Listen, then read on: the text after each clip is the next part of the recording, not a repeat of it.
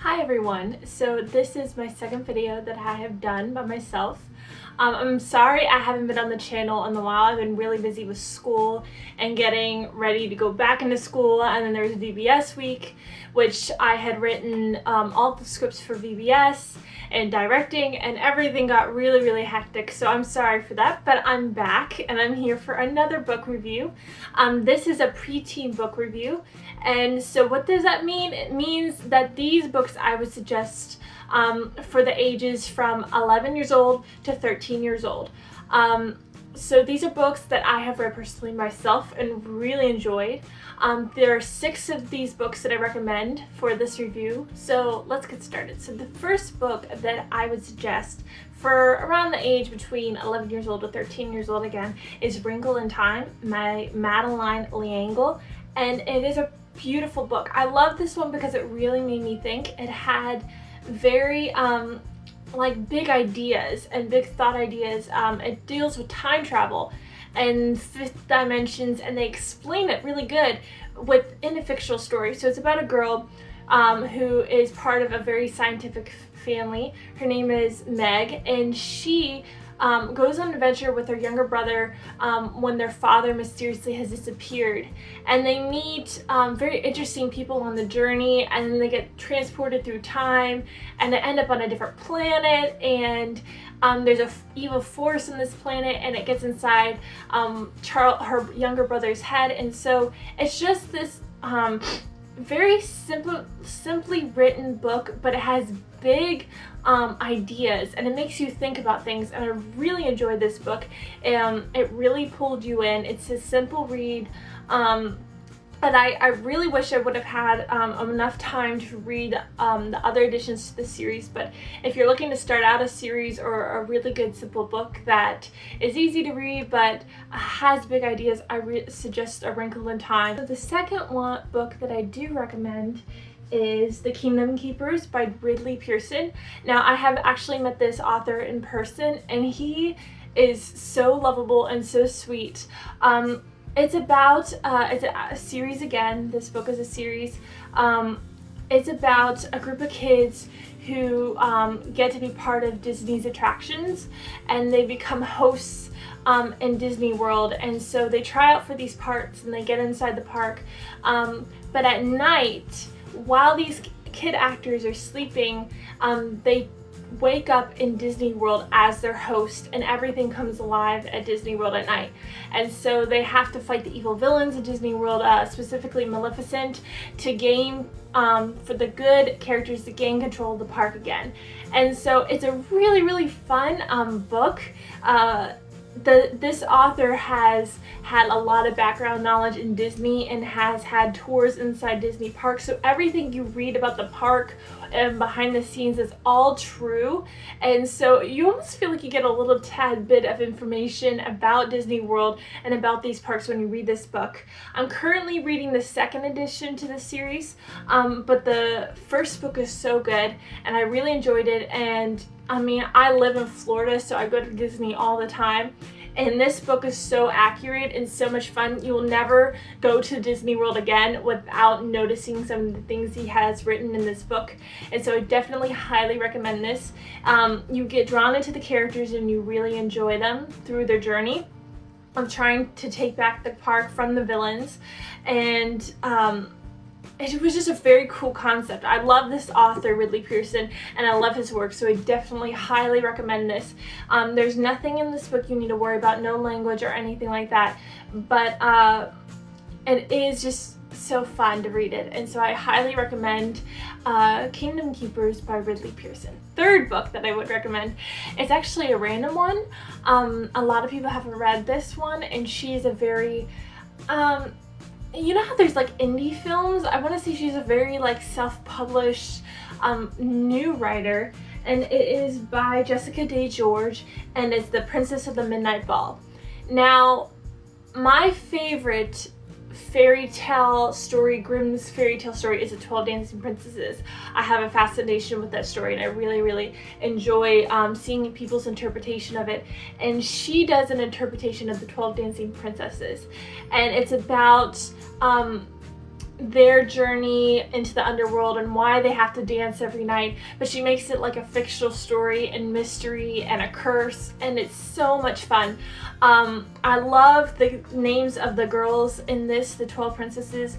They're all named after flowers. So there's Daisy, Rose, Poppy, Lily, Hyacinth, just very interesting names, and I really enjoyed it. It was a simple read.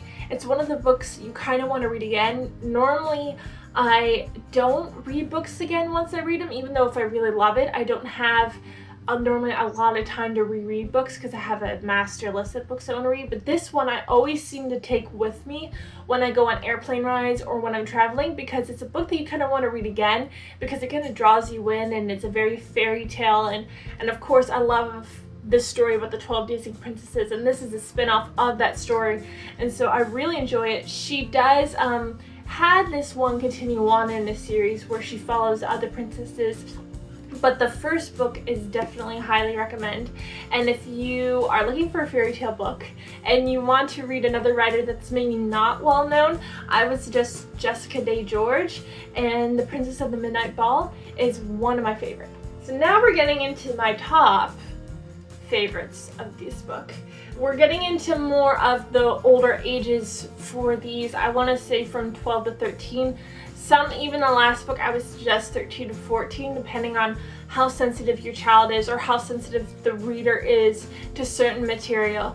So I'm going to do Peter and the Starcatchers, again by Ridley Pearson and his friend Dave Barry, and I have met these authors personally, again, and they have created one of the best Peter Pan series that I have ever read. I suggest this for anyone, as a gift, as for your kids. This answers all your questions for Peter Pan. So when they set out to write this book called Peter and the Starcatchers, the writers had their kids come to them, and as they were reading them Peter Pan as a bedtime story, one of their children asked them, well, how did Peter Pan become Peter Pan, and how did Captain Hook get his name? And those are questions that we have never had answers to. So these two writers had sat down together as friends, and they talked about it, and they created this whole series called Peter Pan and the Starcatchers. And it explains how Peter Pan became who he is, why he lives forever, how did he get on the island, where did Captain Hook came from, how did Tinkerbell get created. It answers all of them in this fun adventure story. So Peter and the Starcatchers is the first of this series. There's 5 or 6 books of these, all great reads. The first one is fantastic. There is adventure, there's sword fighting, there's mermaids. There is really nothing to worry about this book. There is one cuss word, I believe one of the pirates say, which is the cuss word, the one that beavers build. That one, you should know it. Other than that, the pirates do not swear except for that one time. There's suspenseful parts of this book. There's nothing creepy, nothing too gory at all, but it's so much fun. If you can get this on audiobooks for your kids to read.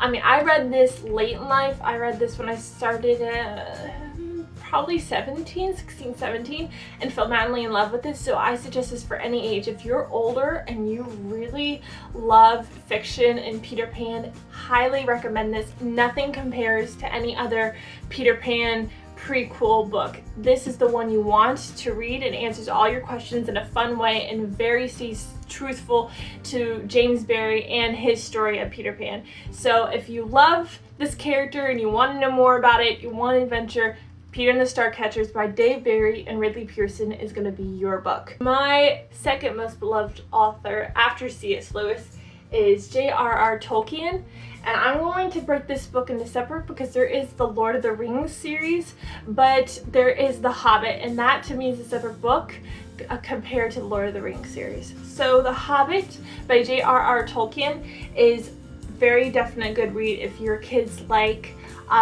worlds and elves and orcs and mystery and dwarves and dragons. It has everything that you need. I absolutely love this writer. He's very detailed oriented, so at certain moments it gets kind of tedious, but everything in here is so lovable. There's songs, There's adventure, there's mystery. The Hobbit is definitely one that you're going to want to get, especially if you're going to start the Lord of the Rings series.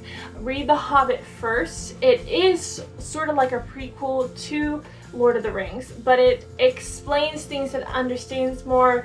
Bilbo Baggins, the Hobbit, gets the ring in this that carries on to Frodo Baggins in the Lord of the Rings trilogy. So the Hobbit start off with this first, and then move on to the Lord of the Rings. The Lord of the Rings is 3 books. Sometimes you see a big book bind together, but I have the 3 separate books here. It is The Fellowship of the Ring is the first one, Two Towers is the second, and Return of the King is the third. And I have read all of these and love it. There is no language that I can remember in here that if you need to worry about. There are major battles, but it was nothing too gory or nothing too scary that I remember for me. Especially if you're 13 and you're starting to read this, you're going to enjoy it a lot. Yeah, it took me about a year to get through all of these. I was a slow reader when I was younger, but once you get to Two Towers, you're just drawn into his story of Middle-earth and the hobbits and trying to destroy it. And it's just so much fun to read, and I have like a heart after these books. I love it so much.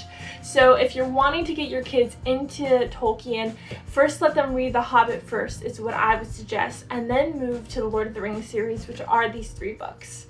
And these are my top favorite. After Chronicles of Narnia, we're going to get into Lord of the Rings, and it's amazing. So this is definitely what I would suggest for your kids as well, or if you're going to start the series.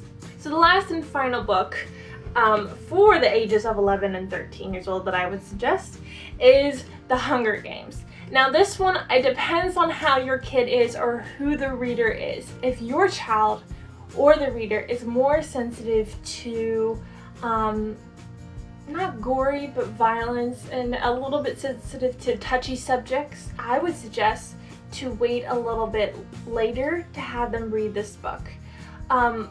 But if your kid is okay, is not that sensitive, they're going to love this.